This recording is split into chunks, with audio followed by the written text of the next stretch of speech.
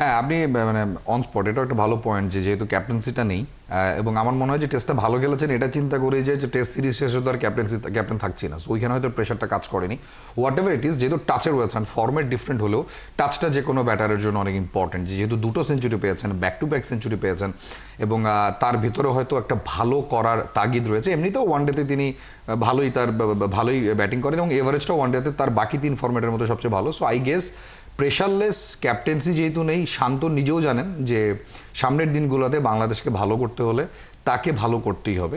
যেহেতু তিনি 4-4-এ ব্যাট করবেন, ওয়ানডেতে 4 নম্বর is a very good place. এবং আমি মনে করবো যে দিন শেষে যদি মান অভিমান এই জায়গাগুলোকে একপাশে সরিয়ে, যেটা মিরাজ কালকে বলেছেন যে we are going to play for বাংলাদেশকে ধারণ করে যদি তারা ভালো খেলেন এবং এটা যদি ফিল করেন যে না আমাদের বয়স কম হতে পারে বাট আমরা ইন্টারন্যাশনাল এরিনাতে প্রত্যেকেই 7 বছর 8 বছর 10 বছর খেলে ফেলেছি, আমরা সিনিয়র ক্রিকেটার, ওই দায়িত্ববোধটা যদি থাকে তাহলে ওয়াই নট শ্রীলঙ্কাকে আমরা প্রথম ম্যাচে হারাতেও পারি।